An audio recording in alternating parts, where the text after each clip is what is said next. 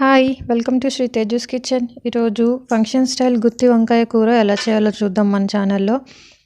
ఇది చాలా టేస్టీగా ఉంటుంది. రైస్లో కానీ, బిర్యానీలో కానీ, రోటీల్లో కానీ దేనిలోకైనా చాలా బాగుంటుంది ఈ కాంబినేషన్. ఈ స్టైల్లో మనం యూజువల్గా మసాలా గుత్తి వంకాయ కూర చేసుకుంటాం కదా, ఇది కొంచెం డిఫరెంట్గా ఉంటుంది. దీన్ని కూడా మీరు ఒకసారి ట్రై చేయండి. దీన్ని ఎలా చేయాలో చూసేద్దాము. దీనికోసం ముందుగా ఒక ప్యాన్ పెట్టుకోండి. దీనిలోకి ఒక టేబుల్ స్పూన్ పల్లీలను వేసుకోండి. ఈ పల్లీలు కొంచెం ఫ్రై అయిన తర్వాత ఒక టేబుల్ స్పూన్ నువ్వులను వేసుకోవాలి. అలాగే 2 టేబుల్ స్పూన్లు డెసికేటెడ్ కోకోనట్ వేస్తున్నాను నేను. మీ దగ్గర ఎండు కొబ్బరి ఉన్నట్టయితే సన్నగా ముక్కలు చేసి ఒక పావు చెక్క వరకు వేసుకోండి. ఆల్రెడీ మనకి ప్యాన్ బాగా హీట్ అయి ఉంది కదా పల్లీలు వేయించేటప్పుడు, కాబట్టి నువ్వులు కొబ్బరి తొందరగా వేగిపోతాయి. ఇవి జాగ్రత్తగా సిమ్లో పెట్టి వేయించుకున్న తర్వాత వీటిని ఒక పక్కకు తీసి గ్యాస్ ఆఫ్ చేసి చల్లార్చి మిక్సీ పట్టుకోవాలి. తర్వాత ఒక బౌల్లోకి చిన్న నిమ్మకాయ సైజ్ అంతా చింతపండుని నీటిలో వేసి నానబెట్టండి. ఎక్కువ పులుపు వేయకూడదు, చాలా తక్కువ చింతపండు. నేను వీడియోలో చూపిస్తున్నట్టుగా చాలా తక్కువ చింతపండుని తీసుకుని దీంట్లో కొంచెం వాటర్ వేసి నానబెట్టి పక్కన పెట్టుకోండి. ఇప్పుడు సేమ్ ప్యాన్లోకి ఒక టేబుల్ స్పూన్ ఆయిల్ వేసుకోవాలి. దాంట్లోకి ఒక పెద్ద సైజు ఆనియన్ని ఇలా ముక్కలుగా కట్ చేసి వేసుకోండి.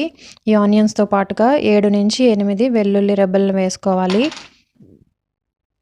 ఈ ఆనియన్స్ని వెల్లుల్లిని లో ఫ్లేమ్లో పెట్టి మెత్తగా అయ్యే వరకు కుక్ చేసుకోవాలి. ఇవి తొందరగా వేగించుకోవడం కోసం మూత పెట్టి కుక్ చేసుకోండి, అవి తొందరగా మగ్గిపోతాయి. ఆనియన్స్ బాగా మగ్గిపోయాయి. వీటిని ఇప్పుడు గ్యాస్ ఆఫ్ చేసుకుని పక్కన పెట్టుకుని చల్లార్చుకుందాము. ఇవి చల్లారిన తర్వాత వీటిని కూడా పేస్ట్ చేసుకోవాలి. ముందుగా మనం పల్లీల్ని ఫ్రై చేసి పెట్టుకున్నాం కదా, దాన్ని పొడి చేసి ఇలా ఒక బౌల్లోకి తీసుకోండి. తర్వాత అదే మిక్సీ జార్లోకి మనం వేయించి పెట్టుకున్న ఆనియన్స్ ఉన్నాయి కదా, దాన్ని కూడా వేసి ఒక్కసారి పల్స్ చేయండి. ఇలా చేసిన తర్వాత నానబెట్టుకున్న చింతపండును వేయండి. అలాగే కొంచెం బెల్లం వేసుకోండి, చాలా తక్కువ బెల్లం వేసుకోవాలి. చింతపండు, బెల్లం ఇవన్నీ వేయడం వల్ల టేస్ట్ అనేది బ్యాలెన్స్ అవుతుంది. అలాగే ఒక టేబుల్ స్పూన్ ధనియాల పౌడర్, పావు టీ స్పూన్ పసుపు, 2 టేబుల్ స్పూన్లు కారం వేసాను నేను. మీరు కారం మీరు తినే టేస్ట్ని బట్టి అడ్జస్ట్ చేసుకోండి. తర్వాత ఒక half table spoon garam masala వేసాను. ఇవన్నీ వేసిన తర్వాత ఇలా కోర్స్గా పేస్ట్ చేసి పెట్టుకోండి ఓ పక్కన. ఇప్పుడు ఈ పల్లీల పౌడర్లోకి గ్రైండ్ చేసి పెట్టుకున్న ఈ మసాలా ముద్దను వేయండి. తర్వాత దీంట్లోకి మీ రుచికి సరిపడా సాల్ట్ని వేసుకోవాలి. ఈ సాల్ట్ని మీరు మిక్సీ చేసినప్పుడైనా వేసుకోవచ్చు, నేను ఇప్పుడు వేస్తున్నాను. మీ రుచికి సరిపడా వేసుకుని ఇదంతా ఒకసారి బాగా కలిసేలాగా ముద్దలాగా కలుపుకోవాలి. ఇలా బాగా కలిపిన తర్వాత ఈ మసాలా ముద్దని ఓ పక్కన పెట్టుకోండి. ఇప్పుడు మనం వంకాయలను రెడీ చేసుకుందాము. తర్వాత ఒక బౌల్లోకి వాటర్ని తీసుకుని దాంట్లోకి కొంచెం సాల్ట్ని యాడ్ చేయండి. వంకాయలను తీసుకుని మనం గుత్తి వంకాయకి ఎలా అయితే కట్ చేసుకుంటామో అలాగా స్లిట్స్ చేసుకోవాలి. ఇలా కట్ చేసుకున్న వాటిని ఈ వాటర్లో వేసుకోవడం వల్ల వంకాయలు నల్లగా అవ్వకుండా ఉంటాయి. అలాగే వీటిలో ఉన్న కండ్రతనం ఏమన్నా ఉంటే పోతాయి. ఇలా కట్ చేసిన వంకాయలన్నిటిని వాటర్లో వేసి ఉంచుకోండి స్టఫ్ చేసే వరకు. ఇప్పుడు మసాలాని వంకాయల్లోకి స్టఫ్ చేసుకుందాము.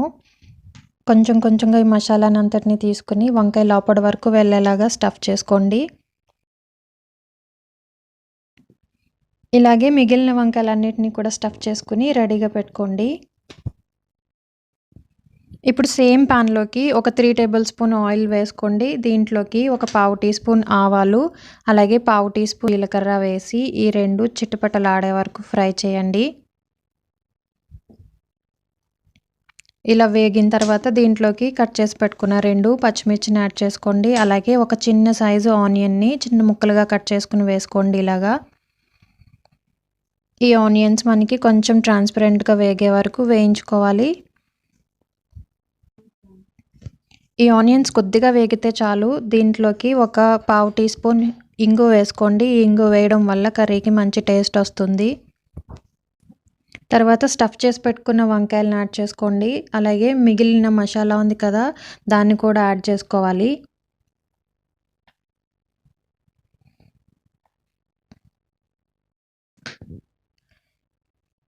ఈ మసాలా ముద్దతో పాటు ఈ వంకాయలు ఆయిల్‌లో బాగా ఫ్రై అవ్వాలి. అప్పుడు మనకి పచ్చివాసన అంతా పోయి కర్రీకి మంచి టేస్ట్ వస్తుంది.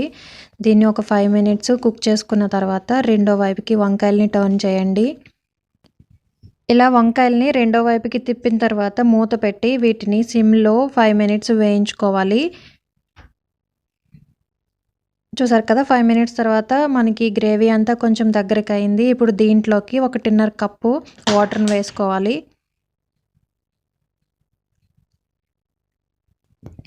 వంకాయలు ఉడకడానికి సరిపడా వాటర్‌ని వేసిన తర్వాత ఈ స్టేజ్‌లో మీరు సాల్ట్‌ని చెక్ చేసుకోండి. మీకేమైనా తక్కువైనట్టు అనిపిస్తే ఇప్పుడు వేసుకొని ఒకసారి అంతా బాగా మిక్స్ చేసుకొని మూత పెట్టి మీడియం ఫ్లేమ్ పైన 10-15 మినిట్స్ వంకాయలు మెత్తగా కుక్ అయ్యే వరకు ఉడికించుకోవాలి. మధ్య మధ్యలో కలుపుతూ ఒకసారి మిక్స్ చేస్తూ మీరు ఈ 15 మినిట్స్ కుక్ చేసుకోండి.